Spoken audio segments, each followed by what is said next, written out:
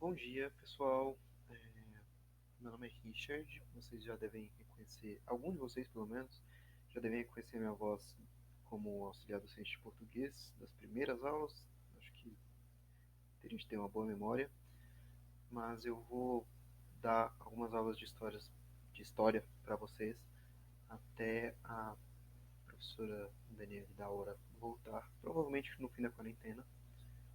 Então, espero que compreendam que estou um pouco nervoso, é a primeira vez que dou uma aula.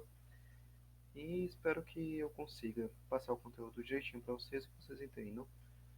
Lembrem de digitar seus nomes no chat e eu também vou estar participando do chat para eventuais dúvidas e qualquer adição aí. Então fiquem tranquilos para começar.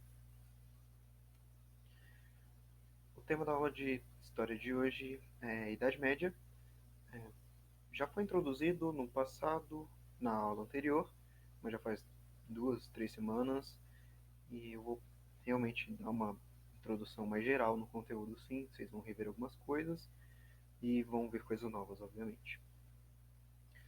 Primeiro, a gente vai começar com a, esse apelido que a Idade Média levou de Idade das Trevas. Recapitulando que pode ser um apelido meio injusto com esse período, já que quem meio que nomeou, quem deu esse apelido, veio depois da Idade Média, foi ali pelo Iluminismo, alguma coisa ali pela Revolução Francesa, uma época já com bastante ciência na sociedade, e a influência da religião já não era tão forte, então eles consideraram esse período de uma iluminação humana.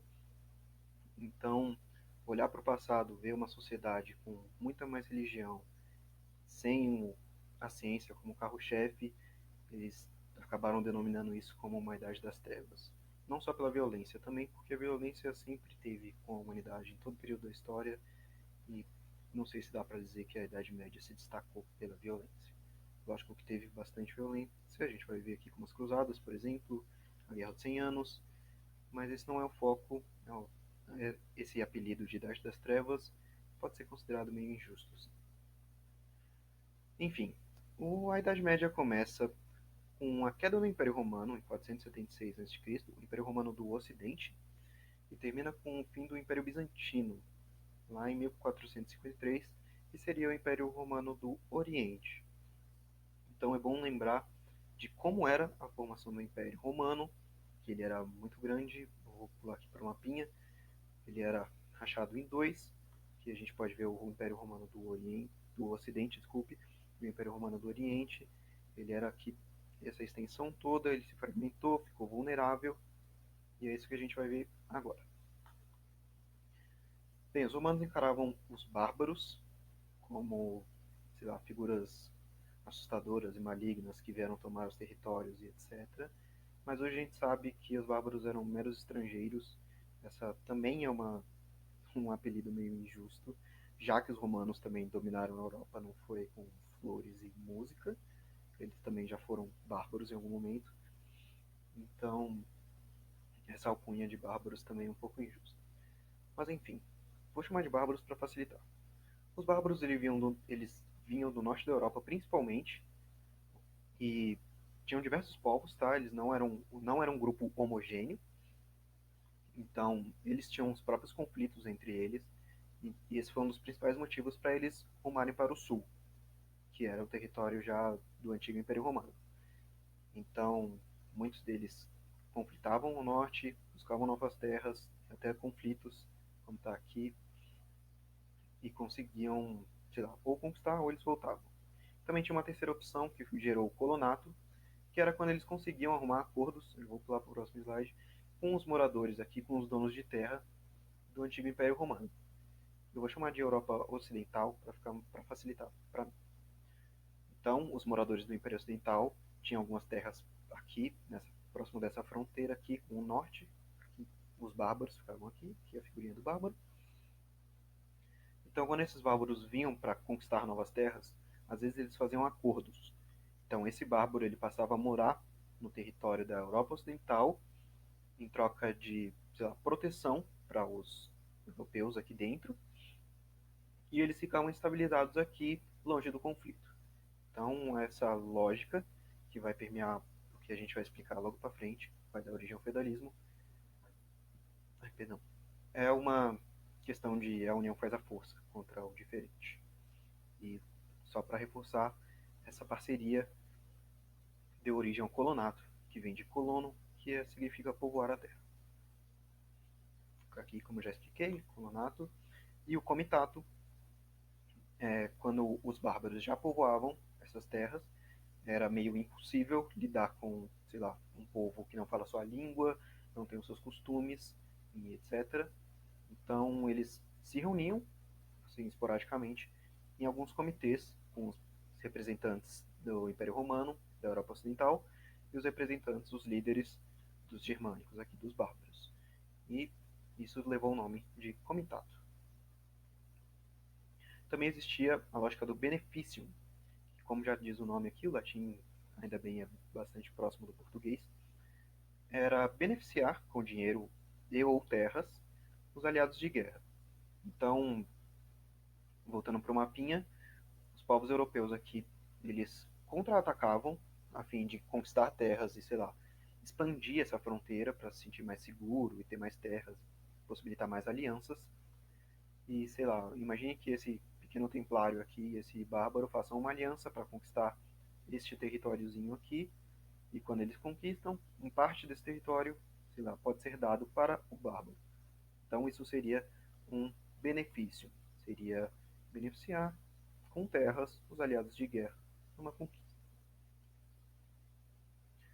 Agora indo para a influência do cristianismo, eu quero fazer uma ressalva de que toda informação dada sobre a religião cristã, ela tem um recorte de época, não é sobre o cristianismo atual, se você acredita, se você é um cristão, assim, fique tranquilo, não é sobre sua religião. Sobre a religião da época, o cristianismo ele se remodelou muito durante a história, e é sobre este período em específico que falaremos. Então, o cristianismo ele serviu como uma liga, como um elo entre esses povos tão diferentes que agora habitavam o mesmo lugar. Então, o povo germânico ele vinha lá de, sei lá, uma cultura viking do norte da Europa, completamente diferente da Europa Ocidental, sem toda a influência que o Império Romano já tinha. O cristianismo já era a religião oficial do Império Romano. Com a queda do Império Romano isso não mudou. Lógico que ela deixou de ser oficial porque não tinha mais império, mas ela continuou a vigorar nas pessoas. Então o cristianismo ainda era bastante influente e os recém-chegados na Europa Ocidental, eles pegaram essa religião também meio por convivência também e deram coisas também. Não, eles não só pegaram cultura, eles também deram. Acho que cultura é sempre essa troca. Assim. Tem o Smilinguisto, que é a formiguinha cristã aí, meme, espero que vocês conheçam, e ilustra um pouco o pensamento. Olhar para a igreja, olhar para a religião na Idade Média é muito importante, porque ela vai fazer. Acho que a igreja é o principal protagonista de todas as mudanças da sociedade desde a Idade Média para cá. Então, como a igreja como se meteu nisso? Aqui, durante o Império Carolíngio, do século VIII até o século IX, a Igreja Católica ganhou terras, contribuindo para o nascimento dos estados papais, que eram terras da Igreja. Então, naquelas reconquistas que eu já comentei no benefício dos territórios do norte, como o cristianismo ainda era bastante influente, os nobres e até os povos mais da classe mais baixa, eles presenteavam a igreja tanto por, a gente vai ver aqui, tanto para conseguir perdão, assim, um perdão sagrado, para ter essa ideia de ir para o paraíso, quanto como, sei lá, uma gratidão mesmo, a mesma questão do benefício, não tinham necessariamente o interesse no céu, era uma questão de aliança mesmo. E isso fortaleceu a igreja bastante, já que na época ter terra era ter poder. A gente vai ver mais para frente que terra se negociava, e isso foi a principal característica da Idade Média. Foi o que definiu basicamente o que a gente vai ver mais para frente no feudalismo, que é esse negócio sobre as terras. A gente vai ver um pouco agora também sobre a influência dos muçulmanos na Europa. A gente vai rever aqui o mapa. Antes a gente tinha um foco no norte da Europa, com os bárbaros chegando daqui, mas agora a gente vai olhar um pouco mais para baixo E os árabes, que é um povo aqui da etnia, que são descendentes dos povos que habitavam aqui no norte da África, eles não tinham acesso direto aqui para a Europa Ocidental, então eles ficavam muito mais perto da Europa Oriental. Então a Europa Oriental, aqui o Império Romano do Oriente, que vai enfrentar os árabes quando eles se unificarem, a gente já vai ver isso logo mais para frente. Ah, tenho também de dar um contexto aqui de que o povo árabe nessa época ele era bastante de vila, ele vivia bastante espalhado, assim como agora estavam o povo aqui depois da queda do Império. Os árabes também eles viviam bastante espalhados, era cada um por si. Não existia uma liderança que guiava o povo árabe, assim. Eles acreditavam em diversos deuses e esses diversos deuses também influenciavam essa relação meio fragmentada deles. Era como se cada povo acreditasse em um deus, então eles eram bastante despertos. Até que chegou Maomé, na religião do muçulmana, eu sempre confundo, perdão. Eles acreditam que Maomé é o profeta principal, que ele teve a iluminação e que levou o monoteísmo para esse povo. Então, um povo que antes era tão disperso e politeísta começa a aderir ao monoteísmo. Vale lembrar também que essa não foi de uma maneira fácil que isso aconteceu, Maomé não conquistou tão rápido assim. Graças a o fato deles estarem espalhados e praticamente cada povo acreditar em um deus, Maomé foi meio que escorraçado no começo, ele foi expulso. Ele voltou depois de 8 anos dessa expulsão dele com um exército e ele meio que conquistou alguns territórios meio que na força, assim. Então não foi tão fácil. O povo não cedeu ao monoteísmo de primeira, não era uma ideia muito agradável. O povo estava bem confortável na ideia politeísta mesmo, mas aconteceu. E aconteceu unificando o povo árabe, tá? Então agora eles eram um povo mais unido e o que fez eles buscarem novas terras também. Sempre tinha esse ideal de conquista de nova terra. Como disse, terra era muito importante. É importante até hoje, mas na época tinha um valor mais forte. E eles vão começar a subir aqui pelo lado direito do nosso mapa aqui, que é a Europa Oriental. E isso vai estruturar o feudalismo, que é um ponto muito importante da Idade Média, que é, imagina esse povo que mora no centro da Europa, sendo vítima, tendo medo de ser invadido por baixo, por cima, talvez pelo lado, e entre eles mesmos. Então, a lógica desses moradores da Europa Ocidental foi se unir contra todo e qualquer inimigo possível.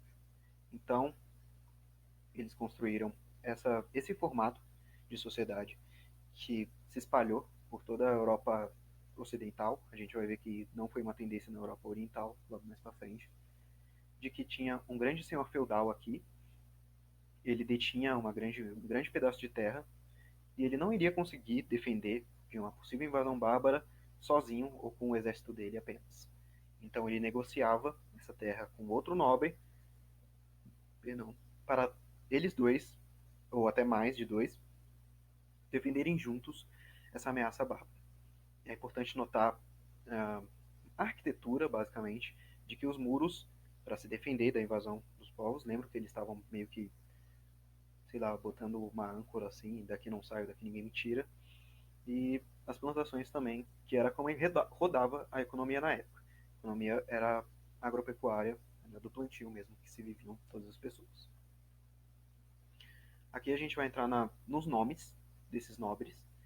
É importante lembrar que o suzerano, ele é o grande dono da terra, ele é quem cede, ele, vamos supor, ele era o dono da casa, e a casa dele é grande o suficiente para ele não conseguir cuidar dele da casa sozinho, então ele vai ceder, sei lá, a sala para um outro nobre, um amigo dele, um familiar, e esse nobre vai ser o vassalo. O vassalo é esse responsável por um pedaço da terra do suzerano. Ele vai habitar nessa terra e ele vai proteger a terra. Então essa é uma troca. O vassalo ganha uma terra para habitar e proteger e levar os camponeses, sei lá. E em troca ele protege os suzeranos de eventuais invasões. Então era todo mundo se ajudando. Aqui tem um meme da História no Paint, é uma página do Facebook que eu recomendo fortemente. O Leandro Marinho também é um professor de História da UFRJ, se não me engano. Vale a pena seguir ele, inclusive. E aqui tem um templário procurando terras para trabalhar. O suzerano pode te ajudar. A ideia do trivago, do trifeudo. E a classe baixa, que é a mão de obra, era o camponês. Na época, o trabalho ele não era, sei lá, enobrecedor. A nobreza não trabalhava. O foco da nobreza realmente era só o militar mesmo, era o combate. Quem era quem trabalhava nos campos mesmo, colhendo, plantando, era o camponês. Ele não é um escravo, porque ele não é posse do dono da terra. Ele não pode ser vendido como um escravo poderia. Então, não é correto chamá-lo de escravo, por mais que ele seja um trabalhador explorado também. Mas ele está preso à terra, então ele não tem muito para onde ir. Seria como se ele fosse um escravo da terra, já que se ele saísse dessa estrutura de sociedade aqui, ele estaria, sei lá, no meio da selva, indefeso, sozinho. Então era muito mais vantajoso, entre aspas, para ele vender a mão de obra dele em troca de proteção também. E ele sobrevivia aqui, obviamente não era pela benevolência, não era pelo coração bom dos nobres, mas ele tinha aí os boletos dele para pagar para a nobreza. Então, ele ganhava uma moradia e um pequeno terreno para ele plantar e sobreviver, lógico, alimentar a família. E talvez entrar no comércio, mas o comércio vai vir mais para frente. E em troca dessa moradia e plantio, ele vai pagar os seguintes impostos. A corveia, que a semana do agricultor na época era basicamente era de 7 dias, o calendário já gregoriano já estava estabelecido nessa época. Então ele tirava 3 dias para plantar, para produzir na terra dele, 3 dias para produzir na terra do dono da terra e um dia de descanso, que é o dia sagrado, o sétimo dia. Então nesses 3 dias que ele trabalhava na terra do dono da terra, do senhor feudal, tudo que ele colhia ou produzia, plantava mesmo ali, era do senhor feudal, não era dele. Era como se ele só fosse lá para ser mão de obra mesmo, literalmente. Esse é um dos impostos. O segundo imposto é a talha, que é nesses 3 dias que ele trabalha na própria terra, tudo que ele colher da plantação dele, 1/3 vai ser do senhor feudal. Ele também paga banalidades, porque ele é um camponês, ele não tem dinheiro para comprar tudo, então se ele usar qualquer ferramenta do dono, ele também paga. Não só, sei lá, a ideia de fazer um pão, de usar o forno, mas também se ele precisar de uma enxada para arar a própria terra, ou sei lá, de um boi, ou qualquer coisa, um chapéuzinho que for, ele vai pagar por isso. E uma mão morta, que quando o camponês morre, parte de seus bens também vão para o dono da terra. Então, tadinho do camponês, ele não deixa de pagar imposto nem quando ele está morto. E é com esses 4 impostos que ele consegue trocar por uma segurança e moradia, etc. Todo esse esquema vai gerar esse modelo de sociedade que a gente está vendo aqui, que se chama sociedade estamental. É estamental porque ela não existe possibilidade de mobilidade. Isso quer dizer que se você nasce camponês, se você nasce na base da pirâmide, você fica na base da pirâmide a sua vida toda.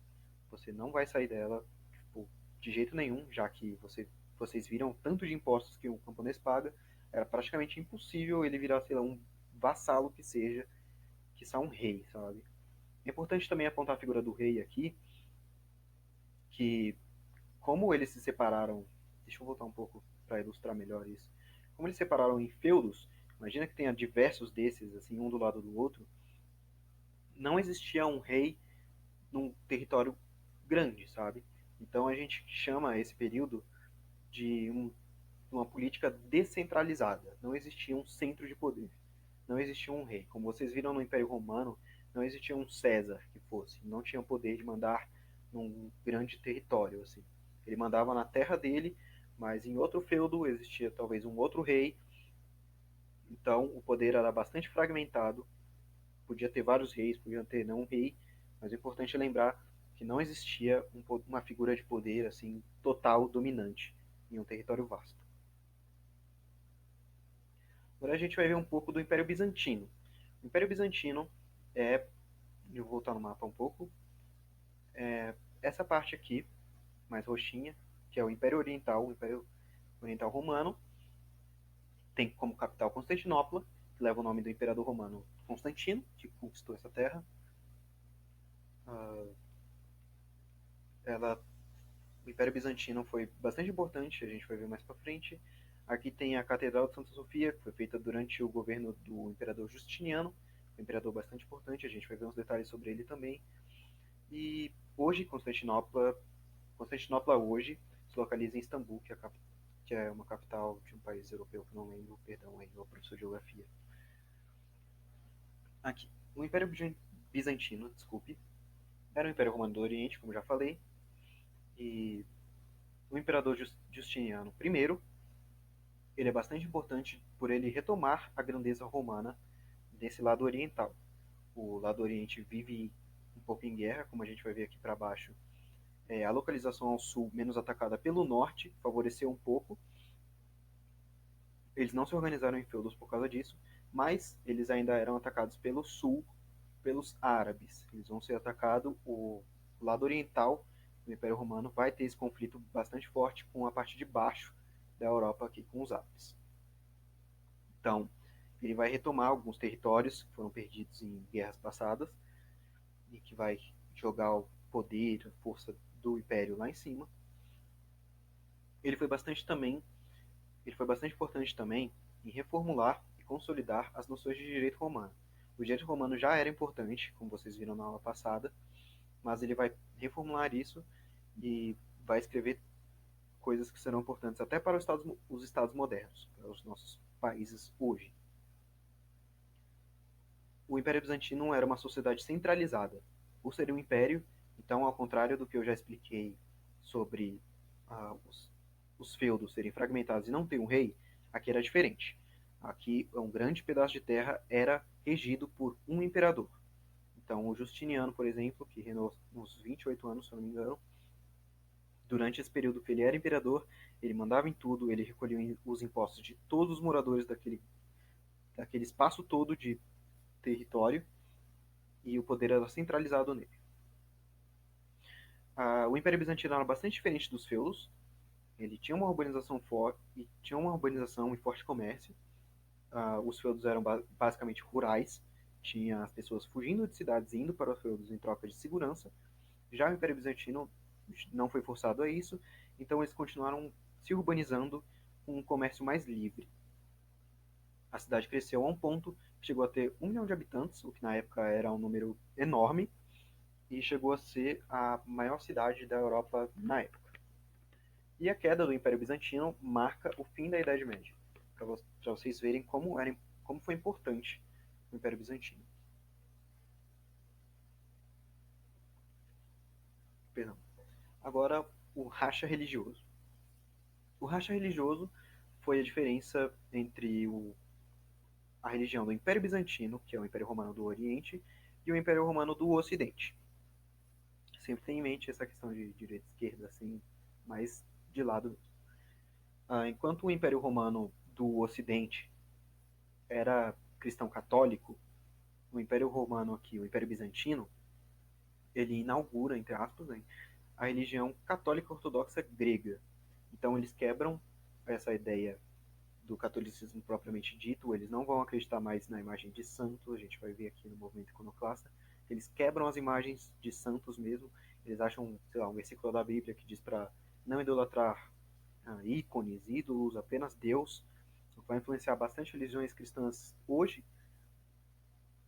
o evangelho, a religião evangélica, por exemplo, desculpa, e o latim vai dar lugar ao grego como religião importante, como língua importante, perdão. E no Império Bizantino, é importante citar que a cultura era mais plural por eles trocarem bastante. Esse comércio mais aberto e essa urbanização favorecia uma troca, uma viagem entre as pessoas que moravam naquela região. Não era como nos feudos que as pessoas viviam praticamente dentro de uma cidadezinha a vida toda, sabe? Aqui eu vou fazer um rápido paralelo para mostrar que esse estudo da história, ele não é só uma questão de olhar para o passado. Ele olha para o passado, mas o passado também ecoa no presente. Então, você que achou aí que estudar história era só olhar no passado, é só jogar no Google que a data vai aparecer, então achou errado aí, coleguinha. Aqui eu peguei um tweet do nosso ministro das Relações Exteriores do Brasil, o Ernesto Araújo. Ele está no governo Bolsonaro desde 2019, quando o Bolsonaro se tornou presidente. O ministro das Relações Exteriores, caso você não saiba, ele representa o Brasil nas relações exteriores. Qualquer negociação, a imagem do Brasil fora do país responsável, é responsabilidade do Ministério das Relações Exteriores, tendo o ministro como cabeça-chave. E aqui tem um tweet dele aleatório, esse não é o foco, mas o foco é na expressão Deus vult, que era uma expressão que ficou famosa na Idade Média, e a gente vai ver com mais foco na próxima aula, que a gente vai explicar sobre cruzadas, que eu vou explicar para vocês sobre as cruzadas, mas ele usa essa expressão da Idade Média e a gente questiona o porquê. Vou explicar rapidamente para vocês aí com uma dose de spoiler do que vai vir nas próximas aulas, de que Deus vult significa Deus quer. Foi o lema da população quando o Papa Urbano II anunciou a primeira cruzada contra o povo islâmico. Motivo, Deus quer. Lembra quando eu expliquei que, acho que vale voltar lá no mapa mesmo que seja muito, que os árabes agora eram unificados pela religião e que eles iam... Nossa, será que eu passei? Eu não reparei. Não. Eles eram unificados agora e eles começaram a subir aqui. Esse povinho agora, ele era forte, era um povo unido, e eles começaram a subir para conquistar as terras do norte. Então, essa questão de contra-atacar era muito importante, ficou muito importante para o lado do Oriente não perder. Então, tipo, o lado oriental ele vai pedir ajuda para o lado ocidental também, o que vai originar as cruzadas, que esses cavaleiros templários aqui, eles vão migrar para a região dos árabes para tentar conquistar a terra deles, principalmente Jerusalém, que já era uma terra bastante disputada por esse racha de religiões. Aqui eu separei uma matéria que está exposto no site A República, de um professor chamado Paulo Pachá, ele é professor de História Medieval da Universidade Federal Fluminense. Ele, ele é autor de um artigo chamado Por que a extrema-direita brasileira ama a Idade Média Europeia? E eu quero dar um destaque para essas aspas dele no final aqui, de que essa Idade Média aparece como um passado idealizado por esses grupos, onde você teria uma sociedade que é majoritariamente, se não exclusivamente, branca, cristã e patriarcal. Então lembra que o povo europeu ocidental e o oriental também um pouco, eles lutavam contra essa ideia de o outro, o estrangeiro, o bárbaro. Então, sei lá, para um ministro usar essa expressão hoje, ele passa uma mensagem, sabe? Então, muitas pessoas associam isso, principalmente ao movimento de direita, foi muito forte nos Estados Unidos, principalmente, a essa recusa e essa aversão ao imigrante, ao, sei lá, ao pobre que vem de outro país e essas coisas. Aqui eu separei também um artigo do Thomas Mills, publicado no jornal alemão aqui, mas esse é da UOL. Também aqui está o link da matéria, é só clicar aqui no cantinho, se vocês estiverem curiosos para ver. E aqui eu circulei a Idade das Trevas, porque esse discurso é bastante associado à nossa esquerda brasileira.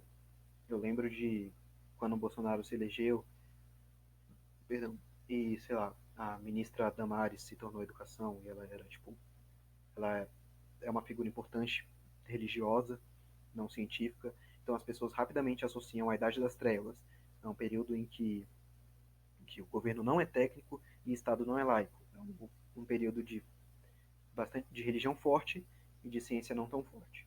Então essa associação rola até hoje e esses termos que a gente estuda em Idade Média, eles seguem fortes até hoje. Aqui eu trago umas recomendações para vocês também de o canal Se Liga Nessa História. Ele é um canal bastante bom para introduzir e até aprofundar em bastantes assuntos. A coletânea deles de Idade Média ajudou muito na preparação da aula também, porque foi só uma introdução, por isso foi até bem rápido, ela vai acabar mais cedo do que o normal. Na próxima aula eu acho que vai ter bem mais conteúdo, então espero que, sei lá, isso seja mais um carinho aí. E dá para vocês irem lá, pegarem um pouco do que vai ser, sentir um pouco o ritmo. É um canal bastante descontraído, a pessoa não tem muita dificuldade, não usa muito termo difícil. Recomendo também esse vídeo do canal da Débora Aladim. Ela também é uma estudante de história, estuda na UFMG. Ela fez esse vídeo sobre Idade Média que é bastante rápido, é mais curto do que o Se Liga Nessa História, mas é tão importante quanto. E eu não sei se vocês conhecem também plataforma de podcast, mas é como eu vi, sei lá, um programa de rádio gravado. E existe um aplicativo chamado Castbox, para caso vocês não tenham, sei lá, Spotify e os podcasts não estejam disponíveis no YouTube mesmo. Então, deem uma procurada. O Leitura Obriga História é um canal do YouTube, dá para vocês digitarem aí, é Leitura Obriga História, tudo junto, só o leitura separado, obviamente. E o Iclis, que é o responsável pelo canal, ele faz um podcast chamado História FM. O episódio 2 leva o nome de Idade Média, que você aprendeu errado, que ele vai quebrar um pouco dessa ideia de Idade das Trevas, de que não existia muita ciência na época. Vocês vão ver que muitas universidades nasceram graças à religião, graças ao cristianismo, que queria formar novos padres, queria educar uma galera. Então, essa ideia de que ou religião ou ciência, ela não é completamente certa. Como eu já disse, essa aula vai ser um pouco mais curta, porque ela é realmente uma introdução, um misto de revisão com introdução. Na próxima aula a gente vai ver um pouco mais sobre as cruzadas, a gente vai ver com mais detalhes o Império Bizantino, a questão dos conflitos e um pouco mais da sociedade deles. Aqui eu deixo esse meme um pouco mais baixo astral aqui de a peste negra só matou muitos por causa da ignorância da população. Futuras pessoas estarão mais desenvolvidas. E a gente vive aí uma época em que, sei lá, o comércio está reabrindo agora, o shopping está reabrindo, enquanto o número de pessoas mortas está aumentando. Então a gente meio que continua numa idade média, talvez, dá para fazer alguns paralelos. É importante lembrar também que a gente vai ver a questão da peste negra, logo menos, ela foi bastante importante para a crise da Idade Média. E é isso, pessoal. Por hoje é só. Espero que vocês tenham entendido, espero que vocês tenham gostado. Qualquer dúvida, lembre, é só deixar aí no comentário. Se não deu tempo, se ficou uma dúvida para depois, pode mandar mensagem para mim mesmo. A gente está aqui para ajudar vocês mesmo. E é isso. Até a próxima aula, que vai ser daqui a 2 semanas, se eu não me engano. E tchau, tchau.